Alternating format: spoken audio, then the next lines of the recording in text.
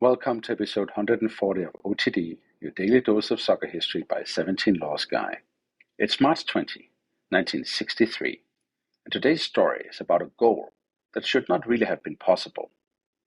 And I wouldn't have been able to tell it to you without the help of Esteban Bekerman of Entre, Tiempos in Buenos Aires. You should check out Esteban's store on Salta in BA. I'll put a link to his website in the show notes. And gracias, Esteban, por tu colaboración. Back to our story, because on this day in 1963, Argentina beat Ecuador 4-2 in the South American Championship in Cochabamba, and Raúl Savoy scored the fourth goal. That on its own is not unusual. What makes it special is that Savoy had already been substituted off, and then, a few minutes later, he was sent back on, and then he scored. It's one of those football stories that feels like it belongs to a different species of the game, not just a different era, but a different logic, the kind of thing modern football has trained us to regard as impossible, because today it is impossible. But in 1963, in a South American championship played in Bolivia, with a flexible and almost improvised substitution culture still alive, it happened. And it happened in a match where Ecuador also played the same game with the same rule. But how did we get here? The 1963 South American Championship was a strange tournament before it even began. Uruguay were the defending champions, having won the last edition in 1959, but they withdrew when Bolivia's tournament plans included matches in La Paz, and the altitude was widely understood to be the reason. Chile were absent too, because of the political dispute with Bolivia over the Lauca River. So before a ball had even been kicked, the championship had already been shaped by geography, politics, and refusal. And geography mattered enormously. This was Bolivia's first time hosting the South American Championship, and it was staged in Cochabamba and La Paz, both at altitude, with La Paz especially sitting in the thin air that would become one of the great recurring arguments in South American football. Bolivia would go on to win the title, their only South American crown, and the conditions were never far from the story. The tournament also had another curious quality. Several of the teams looked experimental. Brazil had won the World Cup only 9 months earlier under Aimoré Moreira, and yet they arrived with a side that was clearly not simply a continuation of the 1962 champions. Argentina did the same, and so did others. Looking across the squads, there were debutants everywhere, new caps, unfamiliar combinations, players being tried rather than merely trusted. This was still an official South American championship, still serious, still important, but it also had the feel of a testing ground, a competition in which several federations seemed to be experimenting at the same time. And that is where Raúl Savoy enters. He was in Argentina's starting 11 against Colombia on March 10 and scored on debut as Argentina won 4-2. And 3 days later, he played again in the 2-1 defeat to Peru. So when Argentina faced Ecuador on March 20, Savoy was already in a curious rhythm. 2 internationals, 2 goals, but not a settled place in a settled team, because the team itself did not yet feel settled. And the table was still open. Argentina had beaten Colombia and then lost to Peru. This was the third match of the tournament, and there was still plenty to play for.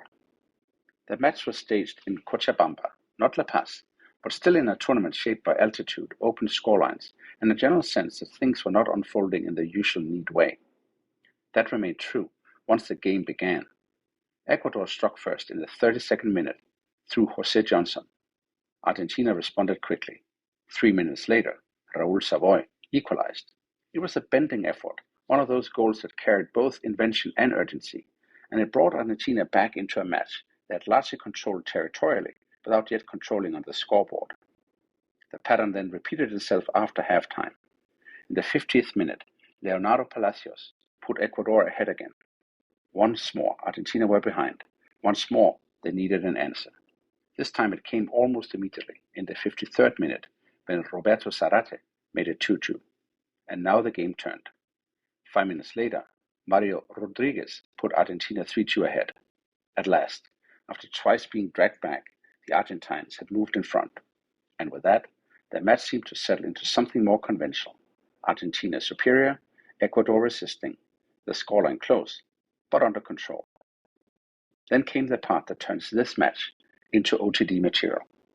In the 82nd minute, with Argentina leading 3-2, Savoy was substituted off, Oscar Rossi came on for him.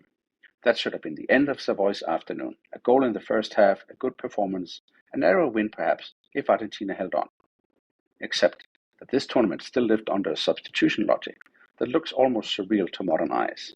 Because in the 89th minute, Savoy came back on. This time he replaced Enrique Fernandez. And then in stoppage time, Savoy scored again.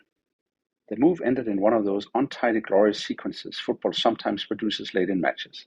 The ball came back off the post, the play stayed alive, and Savoy finished it. Argentina 4, Ecuador 2.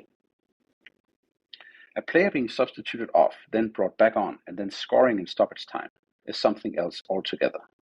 It tells us not only about Savoy and Argentina, but about the way the game itself was still being administered.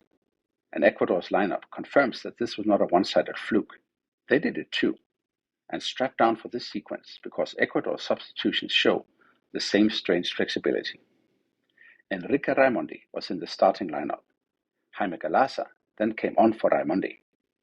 And then they switched places again. That is, Raimondi was back on the field and Galasa was back on the bench. Only for Galasa to come back on for Jose Johnson, the first goal scorer. And then finally, Johnson came back on for Carlos Pineda. Did you catch that? Because in there, Jaime Galasa was twice substituted on in the same match. I know, sounds wild in today's ears. And that is key to the story. This was not one team gaming some loophole. This was the competition operating under a more fluid substitution culture, one in which players could leave and then return. That would be impossible today. But in that South American championship, it was not only possible, it was normal enough to happen to both sides in the same match. So what? In the immediate sense, Argentina won, but they didn't win the tournament. Bolivia did. That remains one of the most remarkable titles in South American football history, and a story for later this month. Paraguay finished second, and Argentina came third. A month later, Argentina were already off into other business, including the Roca Cup against Brazil, and which they lost. And meanwhile, the 1963 Copa Libertadores was unfolding in parallel, ending with Pelé Santos beating Boca in one of the classic finals of that era. So this match did not become the pivot of a triumphant Argentina campaign. It remained what it was, a strange, vivid, memorable episode inside a tournament somebody else won. For Savoy, though, the story still matters. He didn't become a giant of the national team. He played 17 times for Argentina and scored 7 goals, but he never truly secured a permanent place and didn't make the squad for the 1966 World Cup. Yet his club career was a serious one. He won the Copa Libertadores with Independiente in 1964 and 65. He later won league titles in Argentina too, including with Boca Juniors. So this was not some fleeting nobody caught in a statistical accident. He was a good player, on a good run, in a football environment strange enough to produce something unforgettable. And then there's the rule itself. The modern laws of the game are clear. Once a player has been substituted off, that player takes no further part in the match. That is in Law 3, and is now one of football's basic assumptions. But it wasn't always so. International football in the early 1960s still contained pockets of flexibility, inconsistency, and local competition practice. South America in particular could still operate with looser substitution conventions than the later standardized version of the game allowed. What happened to Savoy belongs to that world. And there's something beautiful in that too. Because football history is not only a history of goals and trophies, it's also a history of rules hardening, of improvisations disappearing, of local quirks being ironed out. And every now and then, you find a match like this one, where the old fluidity of the game leaves behind a story the modern game can no longer reproduce. So before we go, 3 things to take away from March 20, 1963. First, the unique oddity here is that Raúl Savoy was substituted off, brought back on, then scored in stoppage time. Second, the match belongs to one of the strangest South American championships of them all, shaped by altitude, withdrawals, political context, and squads full of experimentation. And third, Ecuador's own substitutions prove this was not a clerical error or one team's quirk. It was a genuine reflection of how flexible substitution practice could still be in that football world. On this day in 1963, Argentina beat Ecuador 4-2 in Cochabamba, and Raúl Savoy scored one of international football's strangest goals, not because of the finish itself, but because he scored it after it had already been taken off and then sent back on to the pitch. That's all for episode 140 of OTD, your daily dose of soccer history by 17 Lost Guy.